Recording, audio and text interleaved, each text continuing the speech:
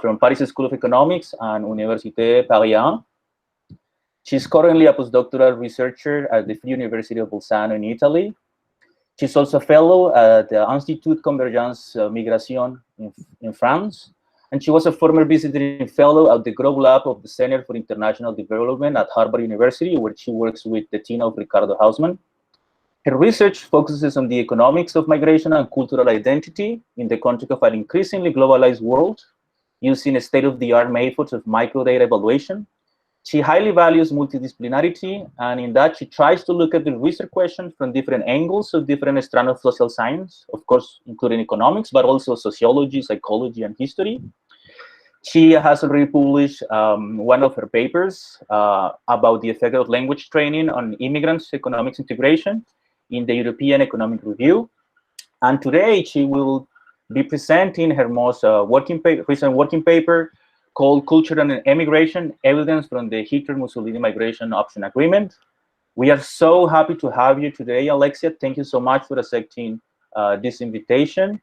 And, you know, in a pre-COVID world, I maybe should say that the floor is yours, but it's better to say, or more correct to say now that the microphone is yours, the Google Meet is yours.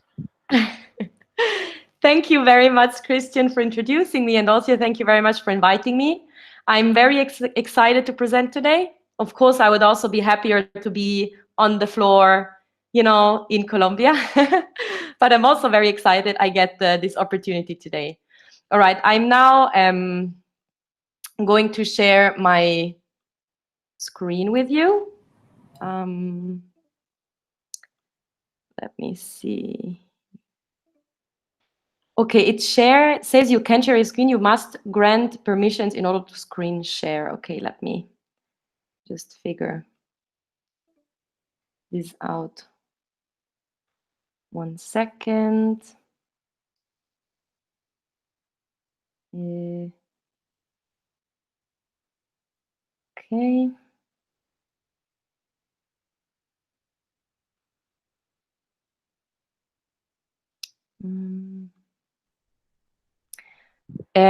I'm very sorry. I'm having a little bit of an issue to authorize. Just give me 1 second. No worries, no worries. In the meantime, so let me tell you that we have maximum 1 hour for Alexia to present her paper, and then we will have maximum 1 hour for a Q&A session. So you can either ask your question directly in English by yourself, or you just type your question in Spanish in the chat, and I will do my best to translate your question and ask the question to Alexia. The idea is like to keep short, long questions and comments by the, you know, after the presentation, or if you have like, you know, you have a question more about a clarification, so then you can stop Alexia. She already, you know, agrees on that. You can ask directly the question. It is just a clarification. You know, if it's more like a comment or a big question, just we wait for the Q&A session at the end. Okay. Okay, it's perfect. We are seeing now your screen. Okay, you're seeing my screen. Perfect. Yeah. I'm very sorry. I just needed to give it permission for 1 second. I'm going to try to enter the presentation in full screen. Can you see it in full screen now? Yeah. You can? Yeah, it's perfect. Yeah. Okay. Okay. I'm very sorry. This is the first time I'm using Google Meets. I've only used Zoom so far, so really interesting to have this experience too. Okay. All right. I guess now we're all set. Again, thank you very much, everybody, for being here, for joining us and joining me for this presentation. And I'm very excited to present my current working paper with the title that Christian already mentioned, Culture and Emigration, Evidence from the Hitler-Mussolini Migration Option Agreement. Now, what exactly do we try to look at in this paper? What is the research question? So first of all, the field of research, or in economic science that we look into, is selection into migration. So basically, we wonder, why do people decide to emigrate? Why do they decide to leave one country to go to another country? And what we rely on to look into this question is a large-scale, real-world migration choice experiment. And in this choice experiment, we have a strong role of cultural identity. So this will then allow us to try to create economic components of the emigration decision and cultural components of the emigration decision. More precisely, we rely on the history, especially a key event in the history of South Tyrol, which is Italy's northernmost region. Don't worry, I have a slide prepared in a second where I explain you everything about South Tyrol, where it is, what it is all about, and why we should care.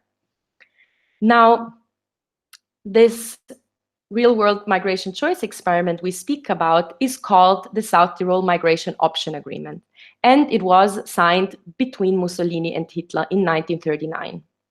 Basically, what they asked people to do is they asked them to either stay in their homeland, but give up their cultural identity, so accept to be assimilated, or to leave their homeland and basically follow their cultural identity. Also here, don't worry, I have prepared another slide to briefly walk you through this history.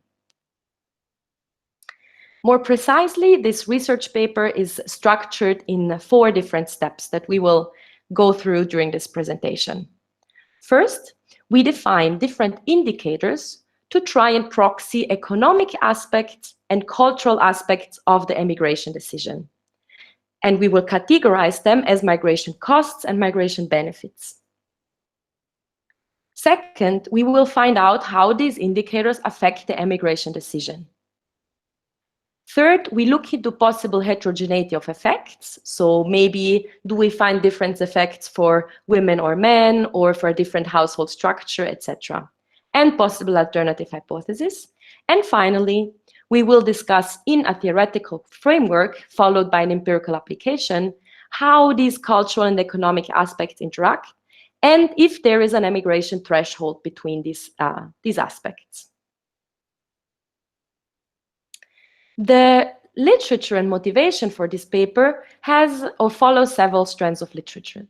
The first literature is on selection into migration. For those of you who work in migration economics, probably know Bocha's earliest papers where he discusses the Oroi model, according to which the main consideration that a person takes before emigrating is whether there are differences in earnings between the destination and the home country. Later on, McKenzie and Rappaport augment this literature by speaking about migration networks. So it doesn't only depend on monetary incentives, whether to emigrate or not, but also on who are your networks, okay? The second strand of literature looks at migration and cultural change. And most recent, this is a very recent strand of literature that the only paper who has really looked into it yet is Rappaport, Saudusham and Silva in 2017. Finally, we also look at the literature of Nathan Nunn and his co-authors Alessina and Giuliano, who basically in several papers describe why they think that accounting for cultural values and beliefs is very important to study the process of historical economic development.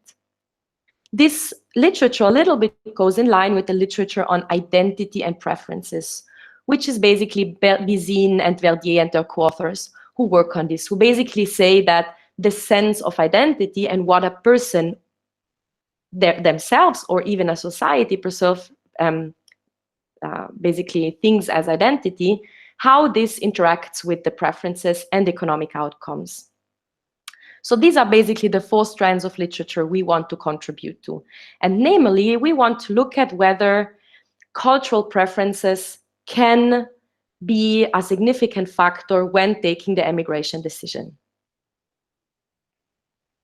But now let's move one step back. Let's go back to this region called South Tyrol that you might think, okay, I've probably never heard of it before, except for Christian, who has heard many beautiful stories about it, because that's basically, this is the region where I come from. I have prepared for you here a little bit of statistics just so you get an overview of this region. As you can see here in this little graphic in the red circle, this is the region we talk about. So you see it's really at the very north of Italy, and it borders to Switzerland and Austria. The region has 3 official languages. The first official language is Italian, because it belongs to Italy. The second official language is German, because it used to belong to Austria for a very long time. And then there is a third official language, but it's only of a very, very small part of the population. It's an ancient Greco-Romanic language called Latin. The population, as in 2017, is about 500,000 with an unemployment rate of 3.7 and a GDP per capita of 42,000. Now, South Tyrol is nowadays among the richest provinces in all of Europe, actually. I think among the 10 richest, if not the top 5. And the main economic sectors is by far the service sector.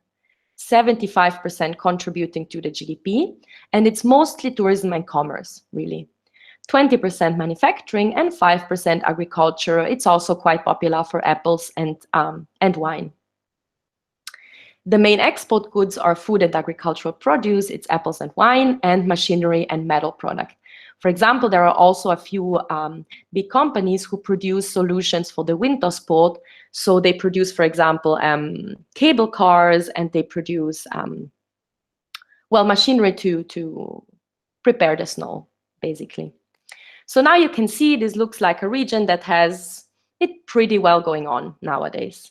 This is true, but it hasn't always been like this. And this is why South Tyrol, it's such an interesting case study to look at, even in a larger research agenda that goes beyond the paper that I introduced to you today.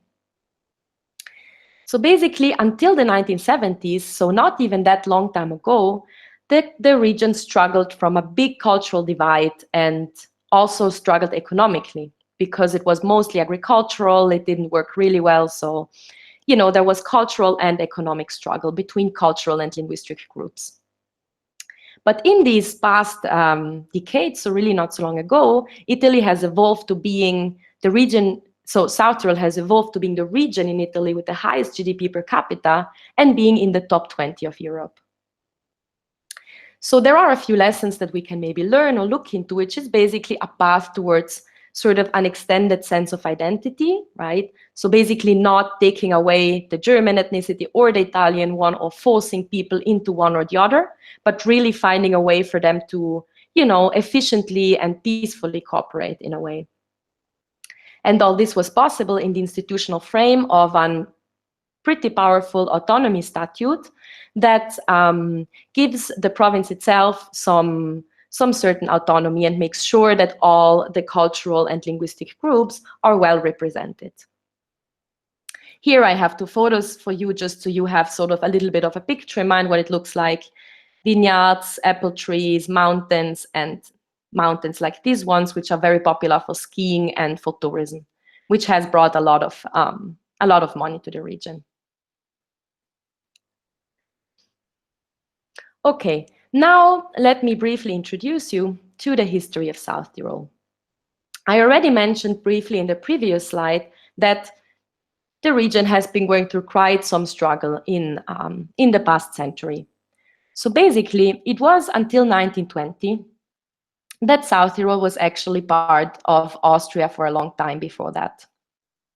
And after World War I, it got annexed to Italy. Okay, so here on top of this graph, you see the timeline, and on the bottom, you see the population composition, okay, in terms of German and Latin and in terms of Italian population. So as you can see, until South Tyrol got annexed to Italy, really, a very large share of the population was, primarily German-speaking. After it got annexed to Italy, there was introduced the so-called policy of Italianization, right, according to which the Italian government wanted to assimilate these German speakers and people from the German culture to the Italian culture. However, and this was done in a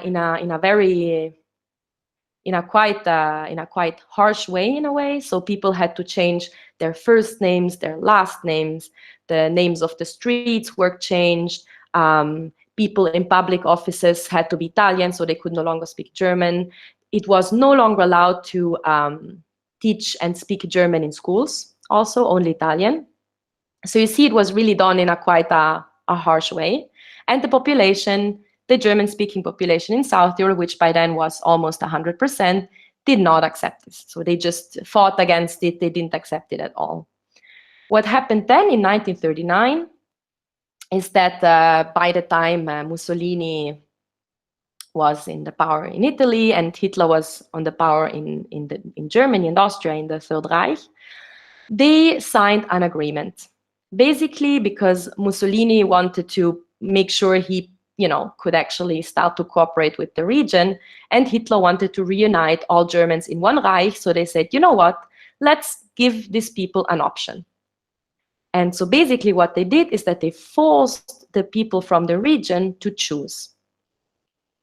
They could either stay in their homeland but accept inevitable Italianization, or they could emigrate to the Third Reich, so to Germany or Austria, and follow their culture. The people had exactly 6 months of time to decide this. The policy was made public in June 1939, and by December or 31st of December, everybody had to take a decision. Now, what actually happened is, according to historians, between 80 and 90% of the population in South Tyrol, which was about 140 to 160,000, decided to emigrate. In the end of the day, about 50%, so about half of the people who decided to leave actually left. These people who left were relocated in the Third Reich, and the left behind farms and houses were meant to be repopulated by Italians from more southern, more regions of Italy. So you can see here, after the option agreement, we really see a little bit of a reshuffle in the population shares. It was only in 1938 that people who emigrated regained the legal right to return to their home, and some 70,000 people actually returned. So quite a lot of people actually returned.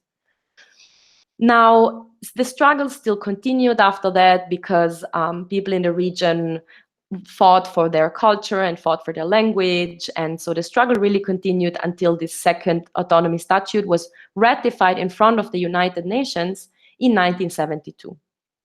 And really, ever since then, the region has becoming a lot more peaceful and very, very economically prosperous.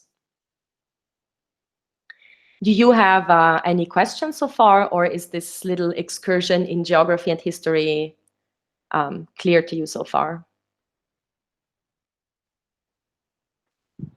Clear so far. Okay, thank you very much. Okay, let's move on then. So here in this slide, I have a few aggregate statistics for you to basically just show you that we really do observe a high net migration rate between 1940 and 1955, really, or between 1940 and 1944. So you can really see there was a lot of negative net migration, so a lot of emigration in this period of time. And you see that it also a little bit differed across the districts within the region. Especially there is one district, which is Bolzano, which is the main town, that sort of even had a positive net migration rate. This is because many of the new Italians who came to the region, who were supposed to go to the farms, in the end mostly went to Bolzano for new industries. All right, now let me briefly tell you about the data that we use for analysis. Now, even though there have been quite a few history books written and historians have been working on this episode in the history of South Tyrol for quite a bit, there hasn't been done anything in a substantial way, like based on numbers, basically. So what we did is that we looked where we could find more detailed records of this migration episode, and we found that the records are mostly contained by the National Archives of Bolzano, who have been preserving them for decades now. And in these archives, there are different sets of files. The files that we rely on here is a personal file For each opter, we call the people who decided to opt to leave, we call them opters. The personal file by the German immigration office, which provides pretty detailed socio-demographic and economic information on the person and their household, as well as information on the departure. Now, there are about 140,000 files. So for me as PhD student, that was obviously out of question that I find a way to digitize them all by myself. And so what I did in our first run is to digitize a 2% sample, which I stratified at the commune level and which is representative of the timing of the option decision. Now, after I developed this first 2% sample and presented my first results, the University of Bolzano actually became interested in this project, and we're now in the process of digitizing a 30% sample, which will give us a lot more information and a lot more statistical power. There is also some other data available that is also not digitized, which is a corresponding financial statement, which allowed identifying the exact value of all assets and property of the opter. This was, of course, necessary for the people in case they decided to leave, such that they knew exactly for how much they could sell all the belongings. There are the back option requests, so basically the requests for people to come back. And there are some corresponding files in Innsbruck, in Tyrol, in Austria. Now, let me briefly show you the type of files that we look at and give you some information. Now, this pink one here is the cover to these files.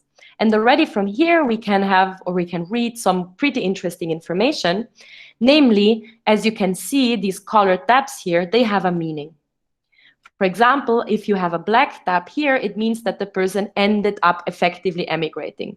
If not, then the person didn't emigrate, they did just file the request.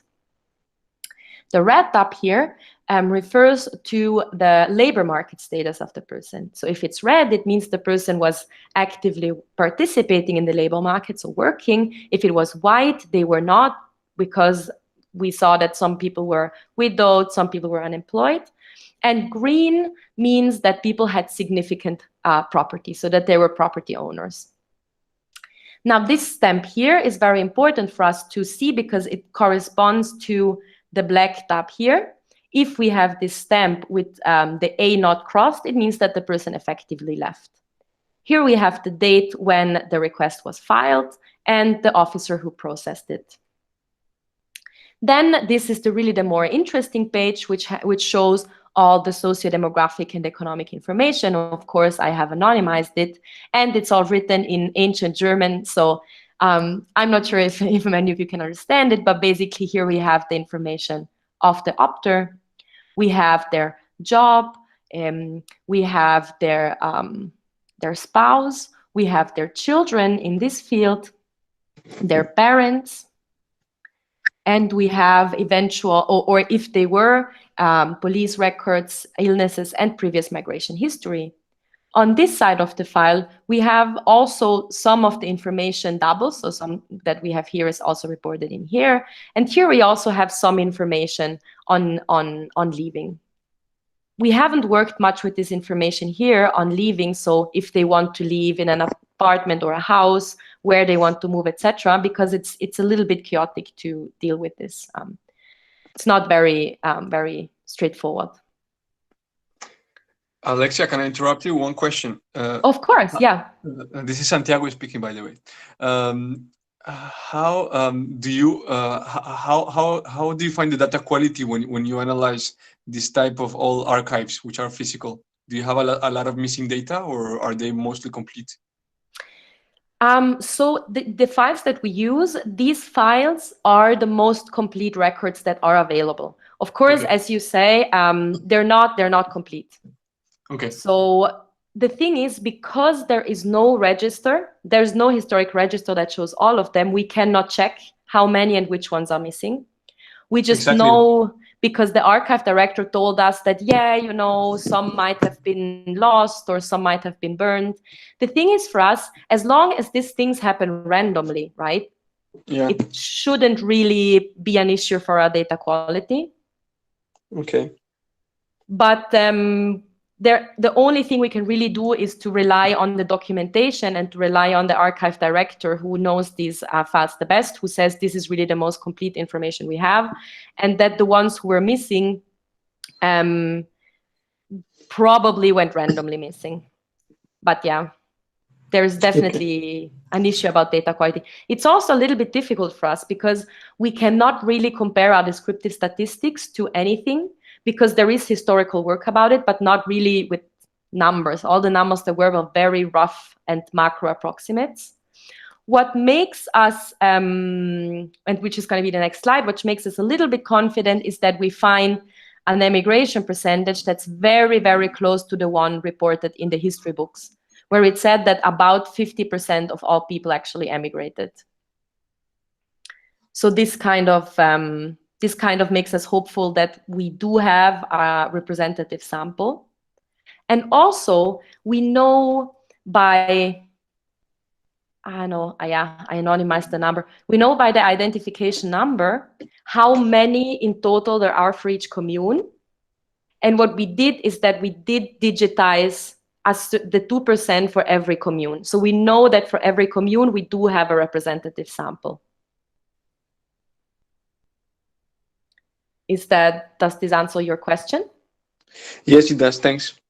Okay, thank you. Okay, well, here we are already on the next slide that I wanted to show you anyways, which is a few descriptive statistics, which I divided by emigration status. Because, you know, as I told you, these are the files of all the people who requested to leave. So these 90% of the overall population. And then this information, the stamp and the black tag, shows us if the person effectively emigrated or not. And from historians, we know it was about 50%. So basically, the main differences that we observe here, so for example, in terms of age, we observe a little bit of difference, not too much. We see that women were relatively a little bit less likely to emigrate.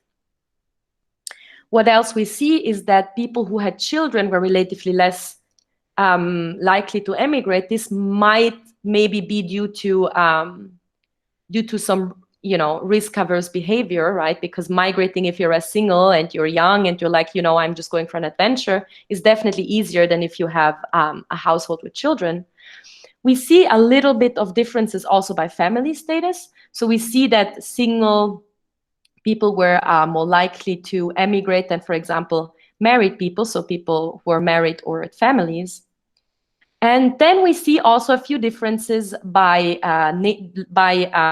property status, which is quite strong, right? And it makes sense, right? So that we see that if people had property, our two indices for having property, they were a lot less likely to emigrate, right? And now then in the next slides, I will tell you what indicators we use as a migration cost and as the economic cost in this case. You can already guess that owning property will be part of it. Mm-hmm. Do you have one more question to these statistics? Not on my side. Okay. I mean, we can always come back to them later when we do the discussion also. Okay. Yeah. Okay, it's also okay for me. Okay. So the next slide I've prepared for you shows you really the econometric specification that we look at here. We, as outcome variable, we have two different outcome variables. We have the timing of the emigration request, which remember we can find on this page of the file. And we have a binary variable which shows whether the person effectively ended up emigrating or not. We do not have the date of emigration because this information is very uncertain. We have it on some files, but really not on all of them. So we preferred not to use it because it was not certain enough, really. And then we have our two blocks of explanatory variables that we are most interested in, which is the block of economic cost of migrating and the block of cultural benefit of migrating. If you want to, economic attachment to Italy and cultural attachment to Germany.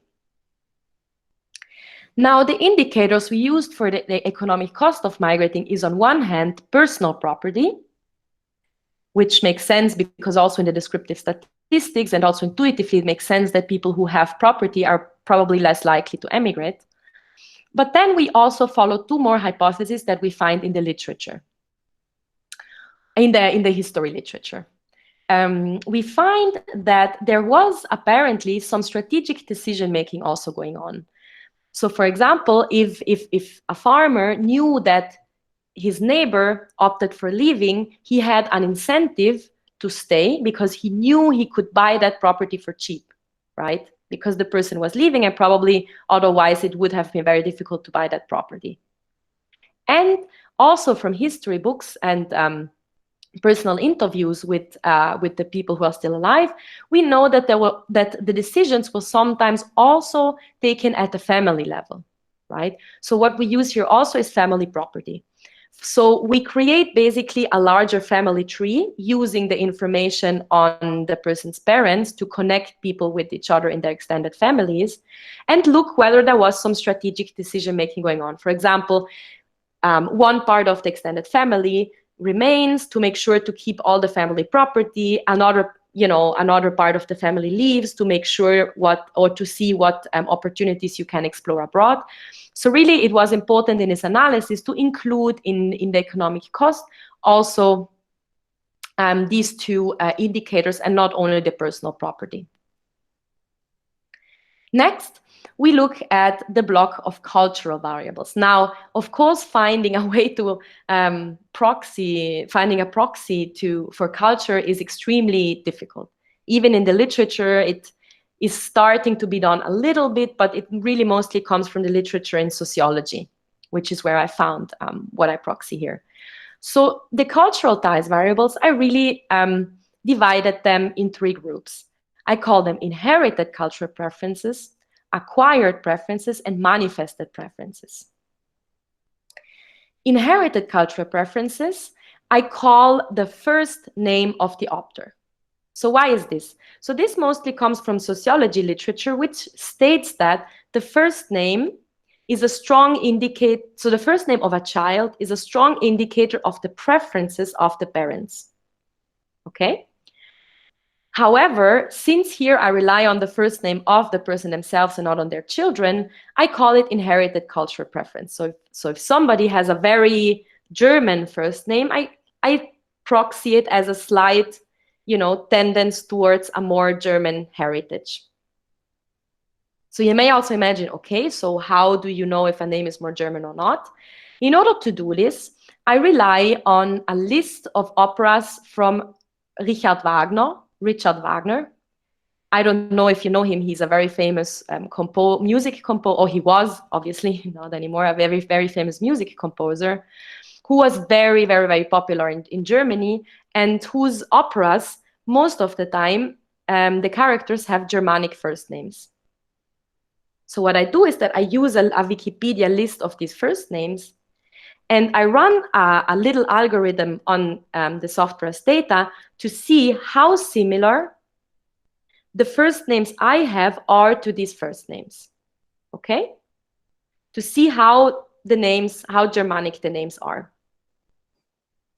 In some robustness tests, I also use different indicators, which I will tell to you later on. Then I look at acquired preferences, right? Because, okay, one issue, of course, is inherited cultural preferences, which you get from when you are very little through your family. And then I use acquired preferences, which I proxy with previous migration to Germany or Austria and family ties to Germany or Austria. And then finally, and this I only do for a subsample of the people that I have who have children, is what I call manifested preferences. And this now is the direct application of this literature from sociology. I look for Germanic first name of children. Okay, so for the children of these opters, how Germanic are the first names of the children? So how did these opters express their cultural preferences? Okay, this indicator we create in the same way as the first one, just that we do it for the first names of the children. Afterwards, in the discussion time, when we have time, I'm happy to show you a little example on how we create exactly these names. You know, I have a little example in the paper. Okay, now, certainly we also include a large set of control variables: age squared, gender, family status, children, family migrants, neighbor migrants, the current job, whether job satisfaction, the labor market status, the police record, and illnesses. And I also include commune fixed effects.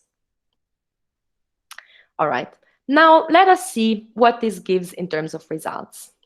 Now, as you can see on this slide, normally I would zoom in, but since we're all on our computers, I think it's fine this way, is that I divided the results into blocks, okay?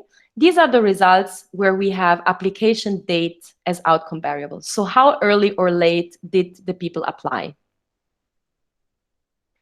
And then we see here our first block, the cultural ties variables. And we see that the previous migration to Germany or Austria really seems to be a very strong indicator. So if people had migrated to Germany or Austria before, they file the application to leave up to 110 days earlier, okay, which is quite a lot. We see that for inherited preferences and family ties, we don't really see that much of a consistent effect. When we look at our economic ties box, here what we see, which is very interesting, is that the strongest effect seems to really come from this strategic neighborhood effect. You can see that by not as many days, but still you can see that people whose neighbor, also people who have more property around them, which they could potentially buy, tend to file the application later. Okay, so they're more hesitant about applying. We see that also personal property has a certain staying effect, let's call it, and also family property. But these two are less significant throughout our specifications. As you can see, in the specifications between column 1 and 6, we gradually add more control variables. Okay, and in the final column, we also add commune fixed effects. So what we can learn from this table is that for the application date, what really seems to be important is acquired preferences, so previously having migrated, and strategic decision-making around neighborhood property. We run the exact same regressions, just with our second outcome variable, which is emigration probability. Here, we can see as well that previous emigration is very important by increasing the probability of migrating by up to 19 percentage points. And we see that in the case of effectively emigrating, the family property effect seems to be stronger than the neighborhood property effect. Okay? The specifications are the same as before, gradually adding control variables. Later on in the discussion, maybe we can also look a little bit more in detail at what we can learn from the control variables. Now, as for the children sample, we call the Germanic first name index slightly different, not to confuse them. We call them Nibelungen index, where again we use the first names of children as proxy of parents' manifested cultural preferences. We see that manifested preferences seem to have a significant impact on the application date. Okay, let's go to the table just to have a really quick view.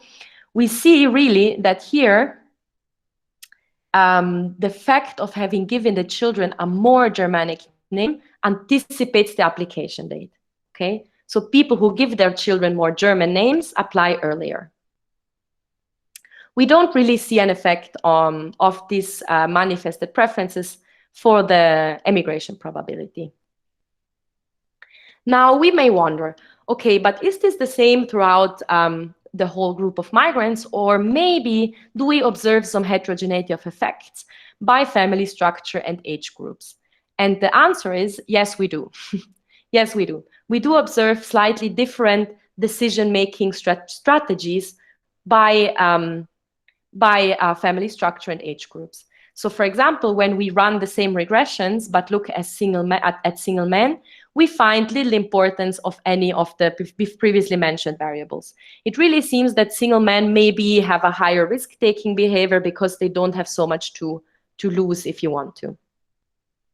For single women, we see a very high importance of cultural ties. So for them, cultural ties to homeland, to Germany might be very important. For couples without children, we see a high importance of family ties. For couples with children, we also see a high importance of family ties, okay? So it really seems, there seems to be a difference between single men and women and between couples. So couples with children, or even without children, really highly rely on their family ties.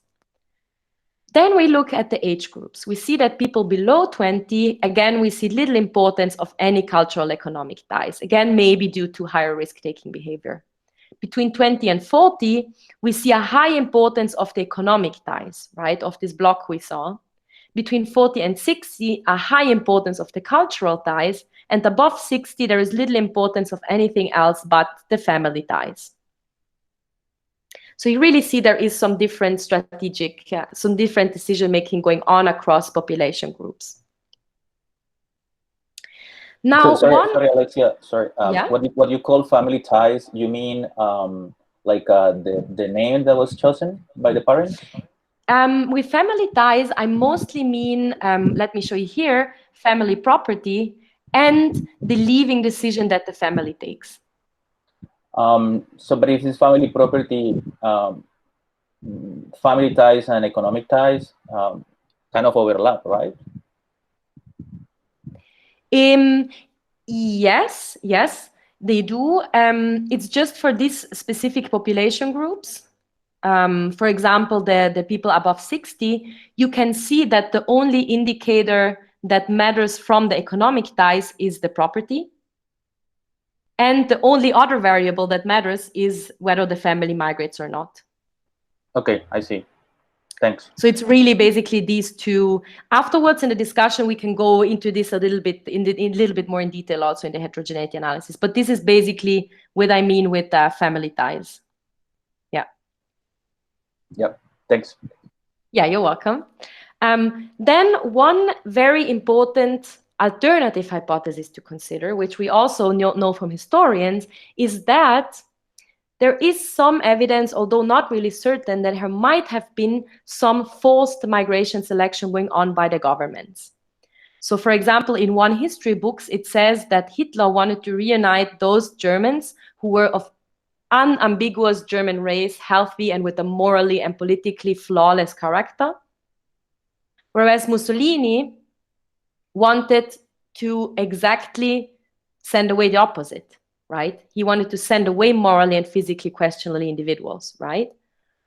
And what Mussolini wanted to, he wanted to keep the farmers because he very soon realized that he could not just take any people from southern Italy and make them deal with the farms in the mountains, because this is a skill that's very, very hard, and it basically didn't work at all, right? So in order to control or to check for this alternative hypothesis, what we do is that we run the same regressions as before, except taking into account that some people might have been forced to migrate or to stay, and namely vulnerable people, the ill and with police record, and the farmers. The results we find is that our results are robust. We find similar results as before, with a slightly more pronounced importance of inherited cultural preferences of the first name. Also, these tables I'm happy to look at during our discussion. So basically, we know from this that even if there was some forced selection into migration by governments, our results are still robust. So there was still a lot of personal decision involved in this process. Now let me come to the final part of our paper. Basically, now that we sort of explored this emigration decision and looked what's important for the emigration decision for different population groups, we also wonder whether there is an emigration threshold. So is there basically a threshold above which the cultural factors overweight over the over the economic factors? This is our question. Now, what we first do is to rely on, or to basically construct a short theoretical framework based on the work by Bizine and Verdier on intergenerational cultural transmission.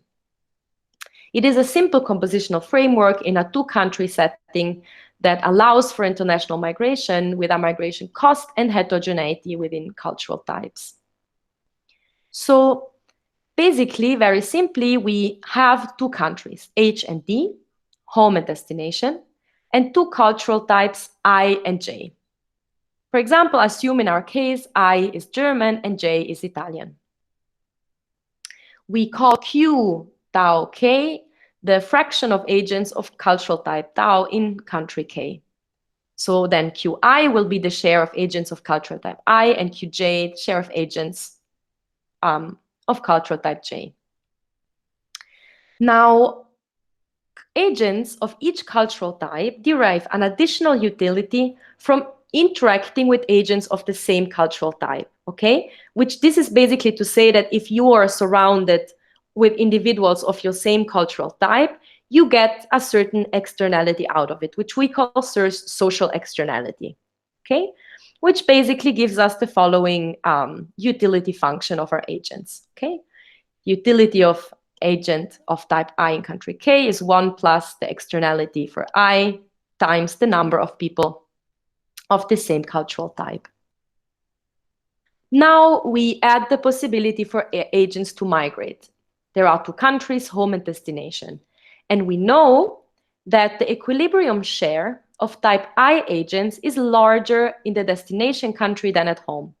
Okay, so this very well corresponds to the to this policy, right? Because in this policy, the type I agents, let's call the Germans, know that the share of Germans is higher in Germany, so at destination, than at home. We define a migration cost M, and we assume migration is one directional, going from home to destination. The migration cost, we proxy as a function of direct costs and foregone value costs. This is also coming from the literature of George Borjas. The direct costs of migration are the costs, for example, of a train ticket when you migrate, or of an airplane ticket, of having a moving truck with your things. And what we call foregone value costs is basically lost opportunities, right?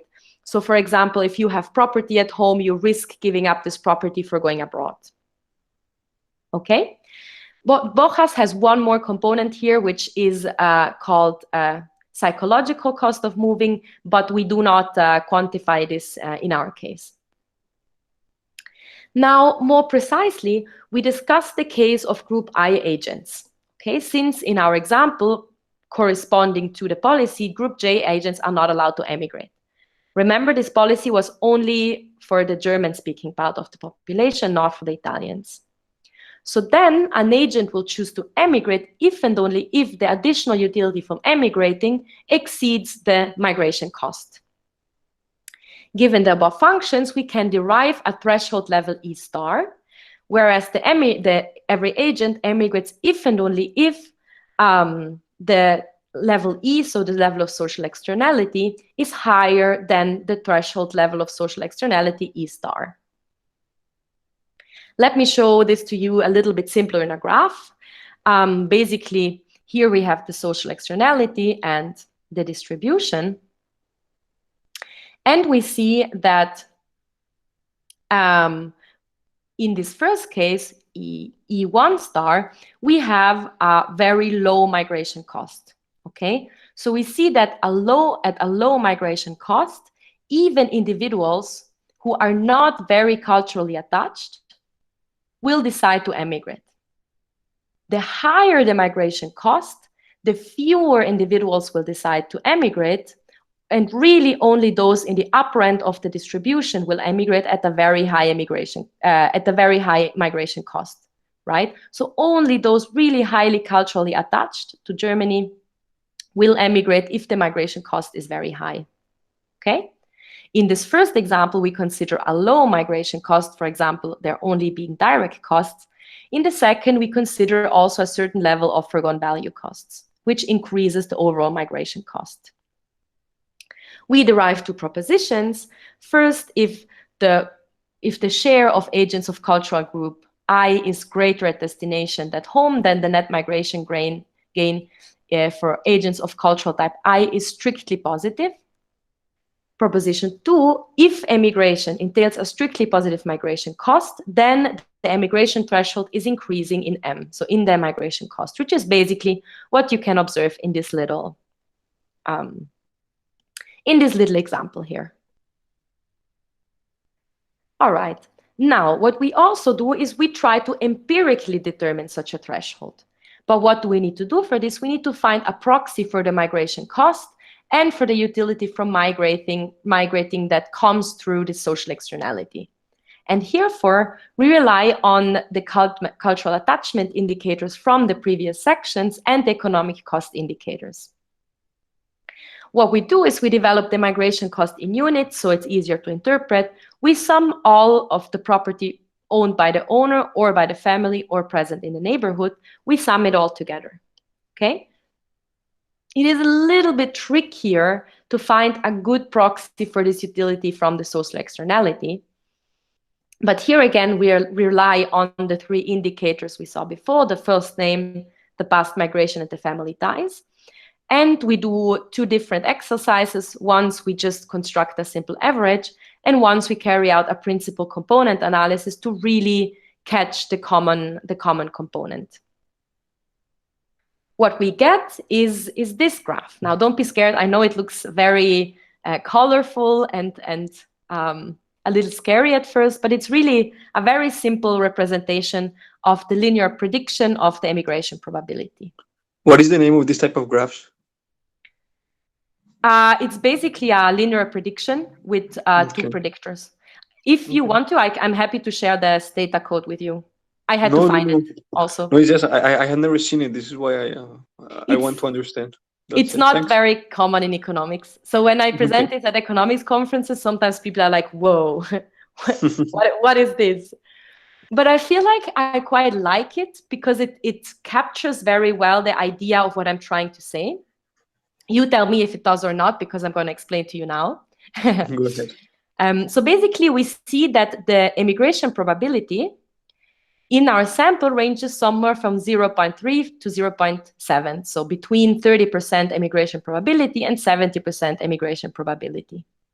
And for each 10%, the color scheme changes to be, easier visible. We plot on the x-axis the migration cost in units, and on the y-axis the cultural attachment to Germany, which is basically a quintile index, so between 1 and 5, whereas 1 is very little or no cultural attachment, and 5 is very high cultural attachment. Now let us take an example of a person who has 0 migration cost. So for example, in our sample, this could be a single man who has no property and who has nothing to lose from going on a new adventure, okay? So in this case, even people with very low cultural attachment, you see, have an up to 60% high migration probability. Okay? But now let's imagine we have somebody with a very, very high migration cost. Say a person who has family and children, and a person who has their own property, who has a lot of neighborhood property, and who even has family property. Remember our 3 indicators. So in this case, even if this person is very highly culturally attached to Germany, it has a migration probability of only up to 50%. Okay? Can you repeat, please? I didn't get it. Okay, of course. So basically here we plot the migration cost against the migration gain, if you want to, right? Okay. Through this cultural attachment. So here we have from 0 units of migration cost to 15 units, which is in our case the maximum migration cost. So obviously the higher the migration cost, the less likely you are to emigrate. Okay. For the cultural attachment side, it's the opposite. The higher oops, sorry, that's my timer. The higher the migration, the higher the attachment, so the higher the migration gain, the more likely you are to emigrate. Okay. So the most likely people to emigrate are those who have zero migration cost and very high cultural attachment. Okay, yes, of course. Makes sense, right? And the people who are less likely to migrate are those who are very little culturally attached, but and have a high migration cost, right? And so the interesting case is that this somehow reflects what we saw in the theory, right? So for example, if you have a very high migration cost, in order to emigrate, you need to be really, really highly attached to Germany. Yes. And if you have a low migration cost, you're like, nah, I don't necessarily like the Germans, but you know what? It's worth a go, right? Yeah, okay. So in this case, really we face like a little bit of a trade-off between an emigration gain through this, what we call cultural attachment, and the monetary emigration cost. Okay, Yeah. it's clear. Thanks, for me at least. It seems to me, Alexia, like what have you found? It's kind of different regimes, right?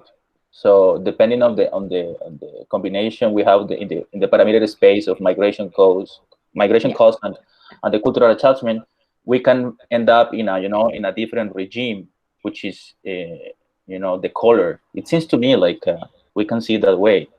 Yeah, exactly. Yeah, it's exactly as you say. Depending exactly. We could even try to do this is basically just a very simple case, a linear prediction of the indicators, right? But that's exactly as you say, like depending on the parameters, we really end up in these different regimes. Yeah. Exactly. Yeah, perfect. Thanks. Okay, so with this, I would like to conclude my presentation. Basically, what we analyzed in this presentation or in this paper is the selection into migration in the context of the so-called South Tyrol migration option agreement between Mussolini and Hitler, where people had the choice to either stay in their homeland and give up their cultural identity or leave home and preserve their cultural identity. What is interesting is that in this experiment and with the data that we have, we can try and proxy the role of cultural identity in the immigration decision. And this is, to the best of my knowledge, the first time that somebody really tries to do this, by the definition of several indicators of cultural identity.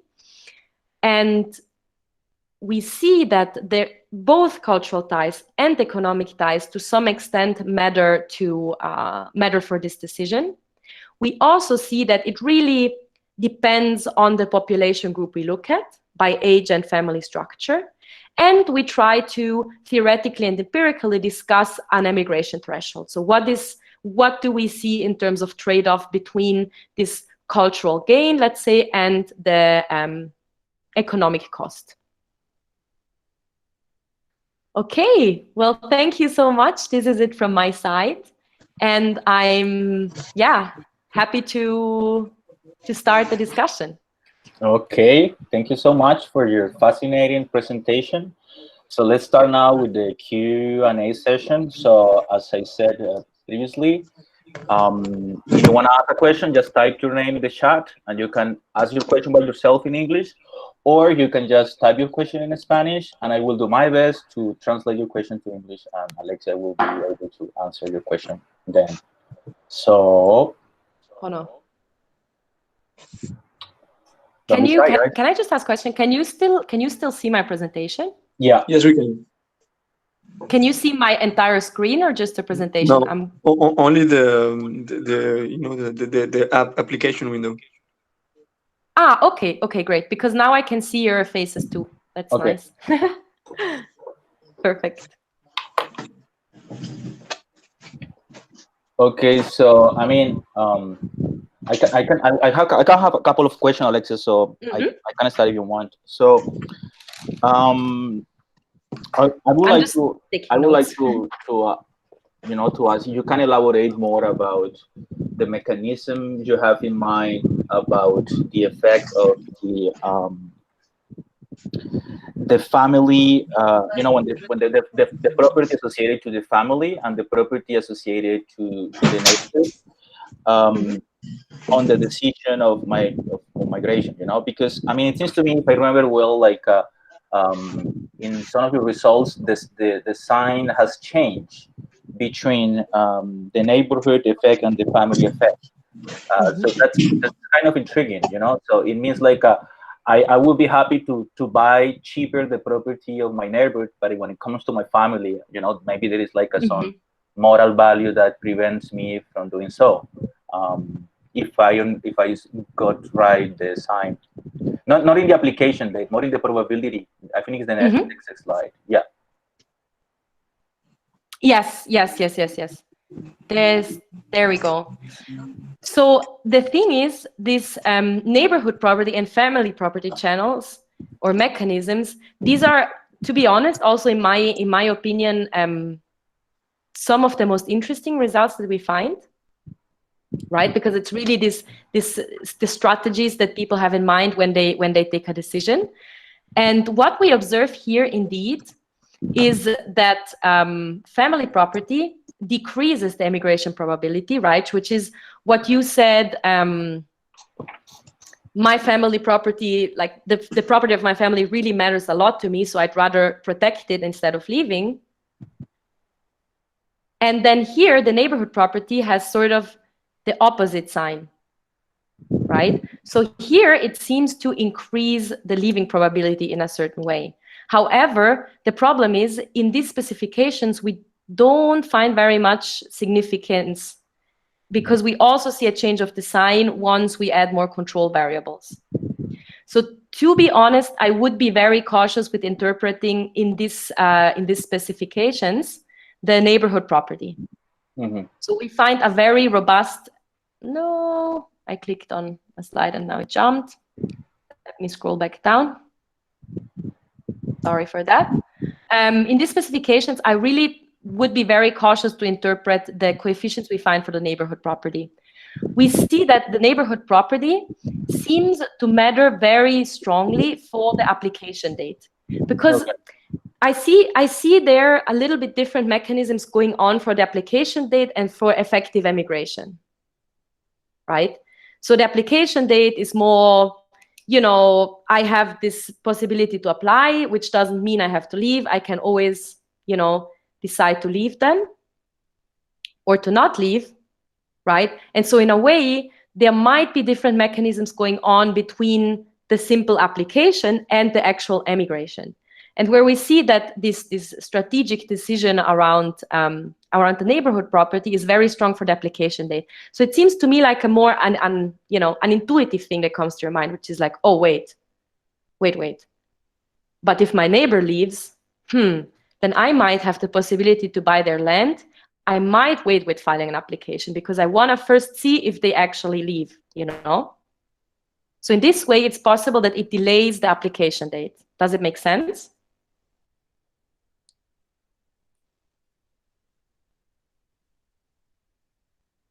Can you still hear me? We can hear you. Okay. Yeah. I mean, I don't know. I mean, in the same line of what you're saying, thinking about the application date, I don't know. I mean, I was thinking about this neighborhood effect. It seems to me like if at the end this neighborhood effect produce kind of a delay in the application date in general in the data, because if we are in a, let's say, in a dynamic framework, I know that my neighborhood has a property, and so I'm interested in buying that property cheaper, but my neighborhood has the same information. So if we play a game, at some point, we're going to get an equilibrium, but as a result, probably the application date will be delayed for everybody. So I don't know if there is a way to check that in the data, or there is a delay between the application date and the date of actually migrating, something like that. But it seems to me like if you have let's say a partial equilibrium framework, it works as you're saying. But probably if we have a more general and dynamic perspective, probably there are other possibilities, or at least a more strategic game determining the final result. Yeah. No, I mean, what you're saying makes 100% sense. The thing, I've been thinking about this in two directions, actually. One is to really explore this more deeply, in a way. Like I've been talking to somebody who does strategic modeling, because honestly, like I do not do strategic modeling, especially not with networks. So for me, this is really an indicator, but without going too much into depth. So that is one possibility. And then the other possibility, which we also have, is that, as you can imagine, with a 2% sample, it's very difficult to properly capture a network anyways, right? Because you have 2% observation even at the local level. But now with the 30% sample, with the much larger sample that we have, first of all, we're going to be able to better capture network effects, the network effects that we observe. And we also hoping that with the larger sample, we will have enough observations where we have the application date and the emigration date. Because the problem is that for now, we only have the application date, but very few files with the emigration date. So we know that people emigrated, but we don't know when. So we're hoping that with the large sample, we have enough observations where we can observe the 2 dates, and then try and produce something a little bit more convincing, relying on both dates. Okay, thanks. Does anybody have a question? I have a question, but for the end, because maybe it's it's related to the topic, but not specifically about the paper. So I leave my question for the end to close up when everybody has done their questions. We are on live on Facebook. I don't know if there are questions over there. Okay. I saw a question. Yeah. Wait, let me just open the chat. Yeah. Okay.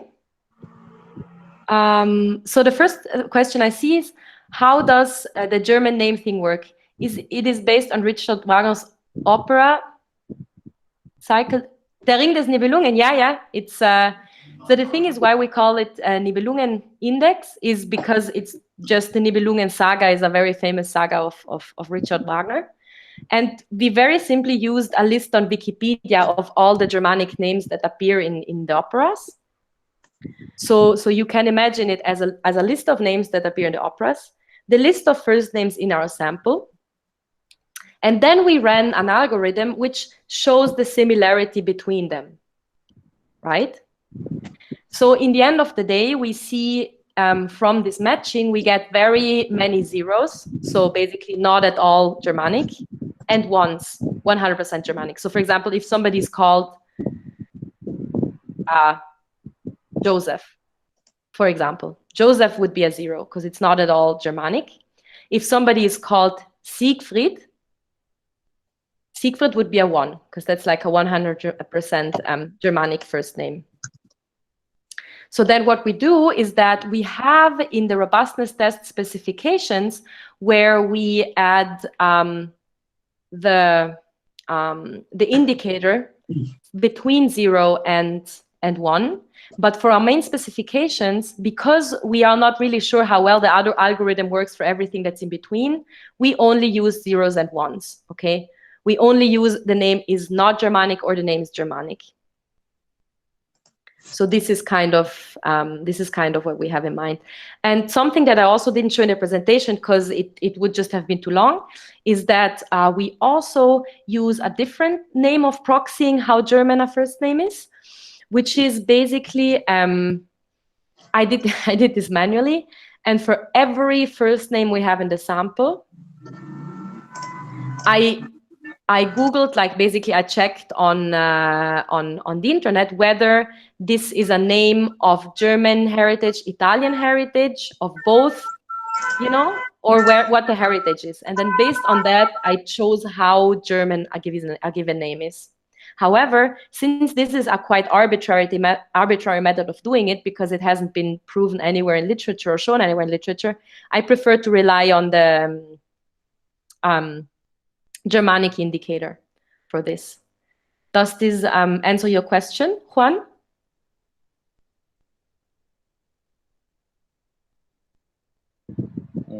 I guess so, because there is no refutation. So I mean, you can go with the Okay. question. Yeah. Yeah, thank you. You're welcome. Okay, then we have a question by Fabio. Alexia talked about exploring how economic values and culture enter in decision to emigrate. In reality, she does an economic analysis where the benefit of emigrating, maintaining cultural value, outweighs the cost of emigrating. Isn't the original meaning of the investigation changed?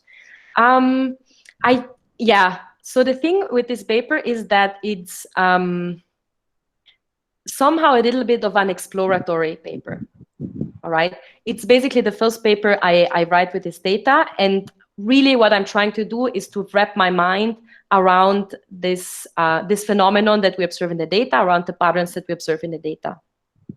So what we do initially in the first part of the papers is really to think about which variables could proxy well an economic cost of migrating and which variables could proxy an economic gain of emigrating. Now, first of all, I know that not all of them are perfect. For example, you might want to say previous migration to Germany or Austria could as well easily be an economic benefit, right? Because if you have been to Germany or Austria before, you have probably also economic ties to it. So it's really difficult in a way to proxy culture in this sense. And then maintaining cultural value outweighs the cost of emigrating. So in this case, basically, we're just trying to see, or basically determine a threshold above which indeed this benefit of migrating through the social externality of cultural value outweighs the cost of emigrating. Like sort of trying to do a little exercise on this one. The thing is, and I agree, it might be a little bit confusing, right? Because you sort of have a twofold scope in the paper, and it might be difficult to see the immediate connection. And I'm going to be very honest with you, since this is a work in progress, I also still in my mind have to think about how I write and how precisely I frame the paper. Right? This is an investigation I've been doing also with my professor and the PhD thesis committee, who said they liked both components of the paper, but that we really have to think about how, you know, we present it in this way. So yes, indeed. So there are basically two parts of the investigation. If this is what you meant, Fabio.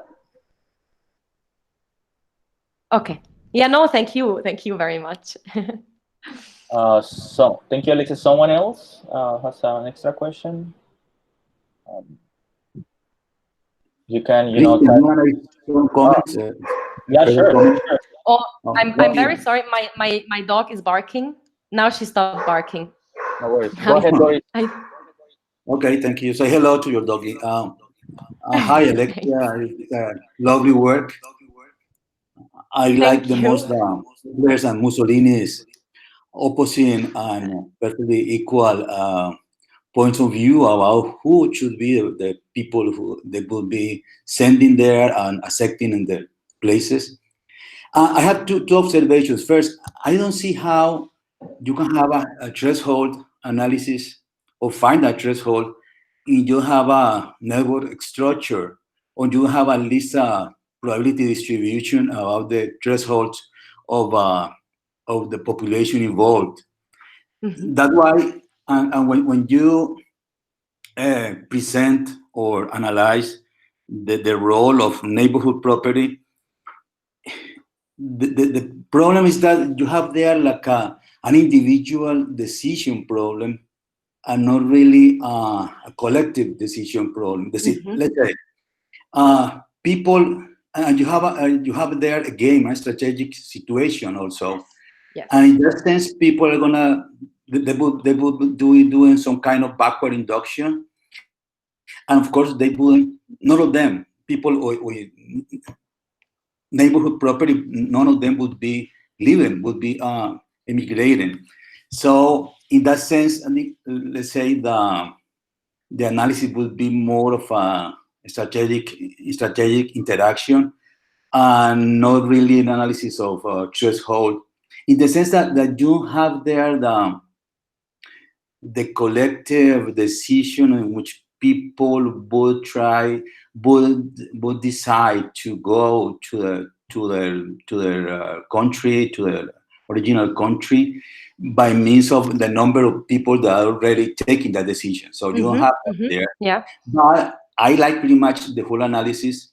I have pretty much the idea that you can analyze from the point of view of strategic interaction, this decision.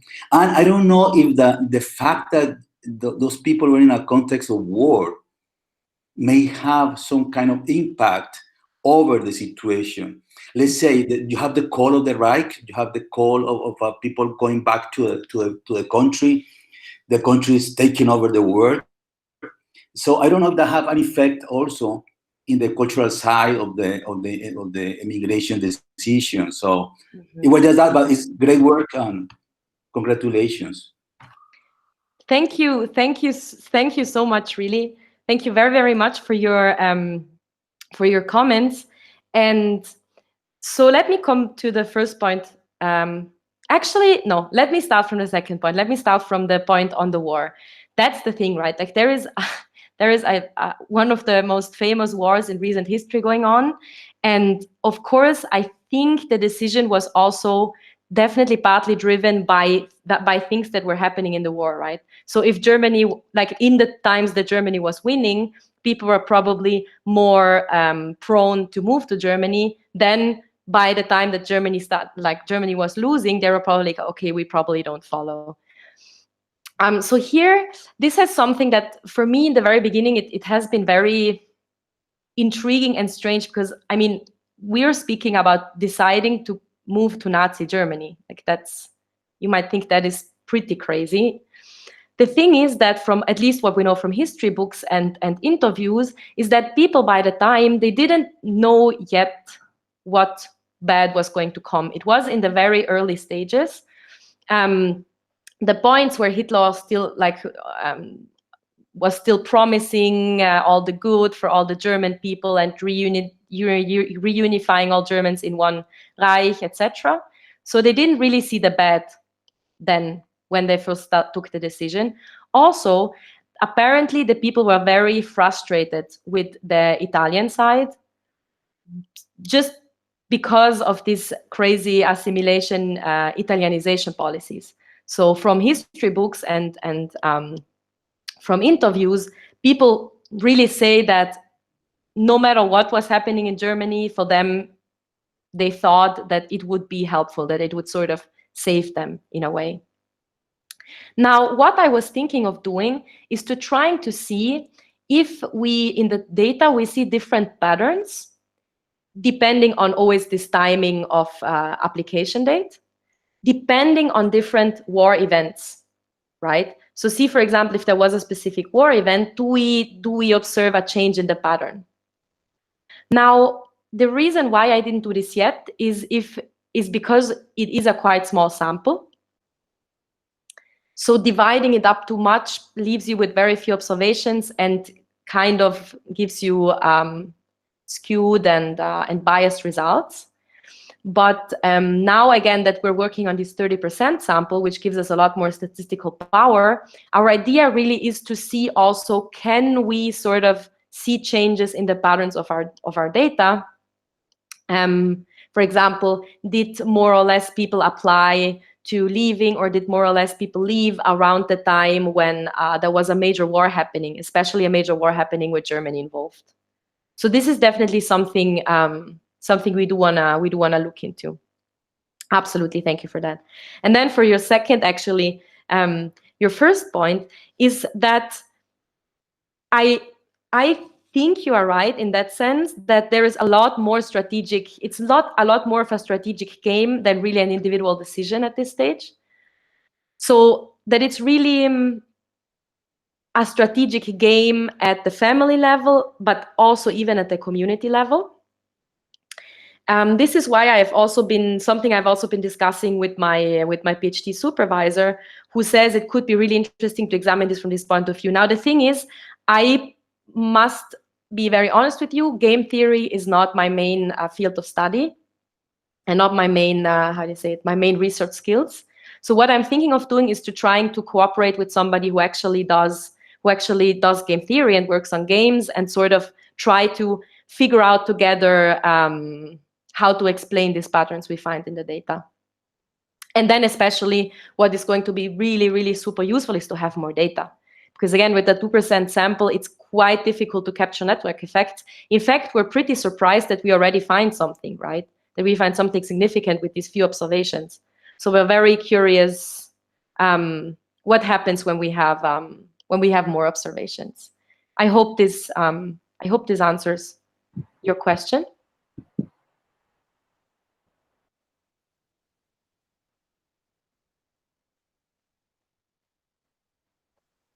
Yeah, I guess Boris is satisfied. Building on the same point. Yeah, thank you. Yeah, of course. Yeah, it answered my questions, and it's you love what you do, and it's great what you're doing. Thank you. Thanks a lot. No, thank you very much. Yeah. There is another question. So actually, Alexia, building on what Boris just has said, could you go to the slide of the model? I think like a possible avenue for the future is something like this, because this, when you have the cues, right? So basically, if I got it right, you are defining exogenously if QH or QD is greater or smaller than the other variable, right? Yes. So it means Yes, you are defining exogenously the benefit of the network effect. So it's really nice in the sense like you are able, even if it's kind of a simple trick, you are able to get different regimes, which is good. I mean, it's a good sign of where you are moving. But the real action will be if you are able to endogenize, the size of the network effect, which is the Q, and that demands, a sub game and etc. So that would be, my suggestion for you for a possible avenue, how to endogenize this social externality, what you call social externality, which is actually the utility of people when making the decision. So that's probably a possible avenue for the future. But it's extremely fascinating how to. And also I want to say something like most people that are doing empirical or applied, they don't get into the theoretical framework. So I'm really happy to see that you are making a huge effort to try to have both theoretical and empirical in one paper. Plus, the effort you have with this historical data, which is fantastic. I really I'm fascinated with what you're doing. Thank you so much again. No, I'm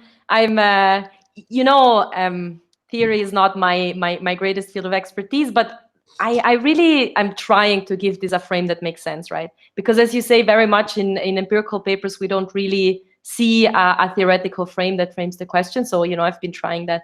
This is actually really interesting what you say. We're trying to endogenize the quantities at home, and so the share of people of a certain cultural group at home and abroad.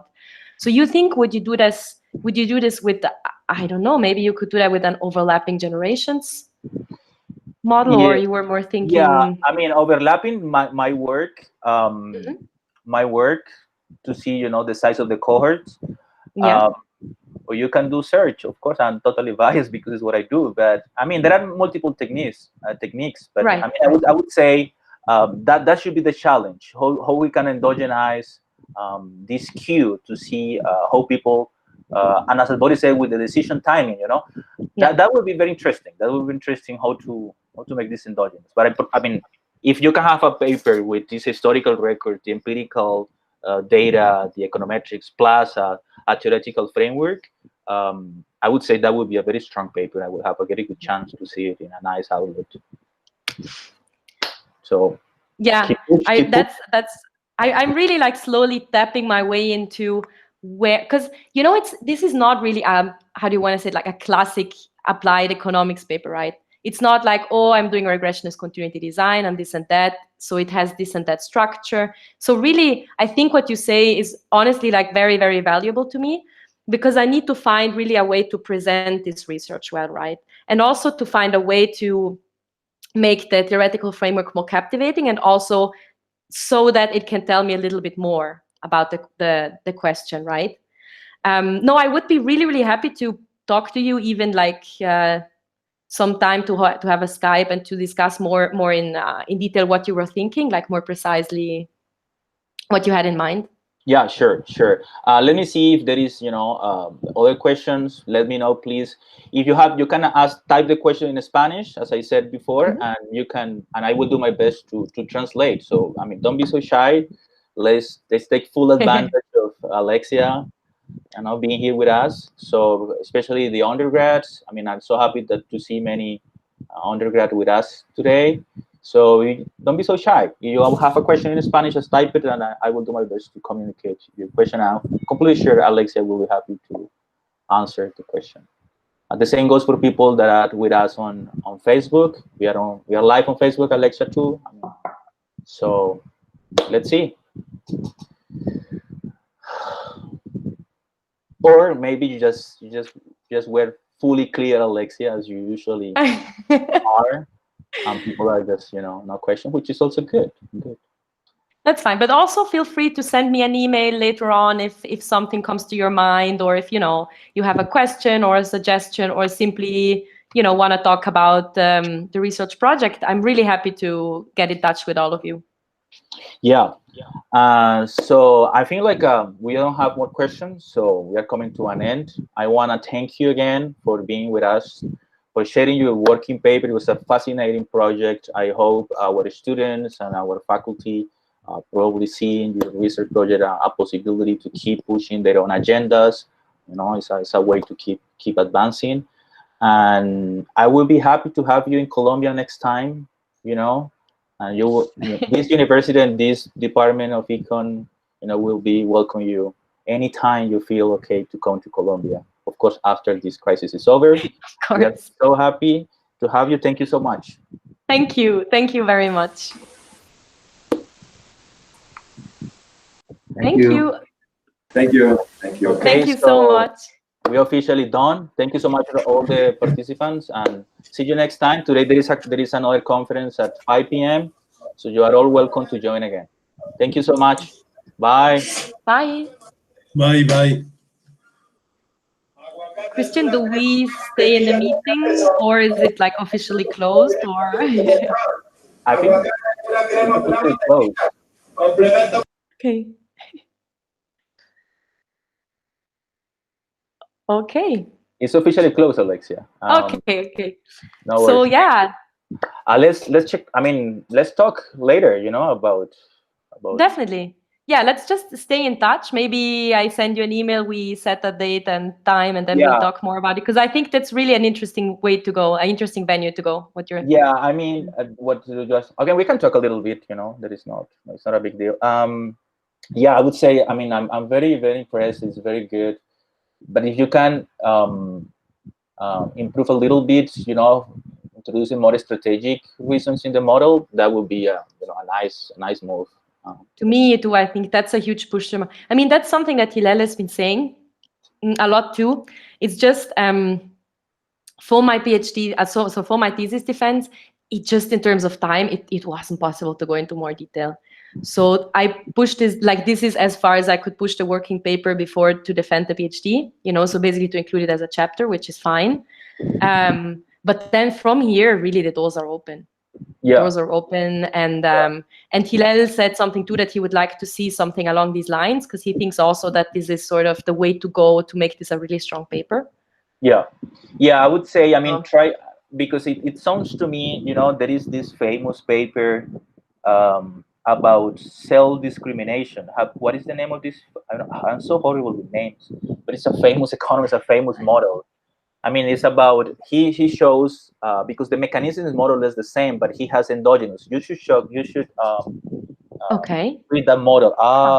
It's about I mean, he using racial discrimination in cities, in American cities. And people self-segregate themselves, because of the externality. Yeah.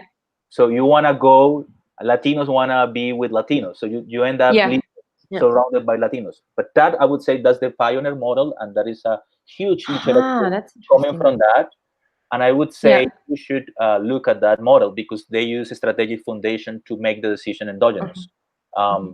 Let me check, because I'm horrible to names. He's so believe me, for me it's exactly the same. I don't know how people do it with me. Self-discrimination. I mean, it's a model that also has received a lot of attention in philosophy, because he's introducing a lot of nice things. Model city. It's not Lewis. Okay. It's not Lewis. I mean, I will. I mean, this is so shameful. I mean, how can I not remember this? But I will come. It will come to my mind later, and I will let you know. And I think that should be like let's have a starting point, and then check what literature, because that is a very famous model, and the way you can use that. Nice. Yes, to use that as a base somehow. Yeah.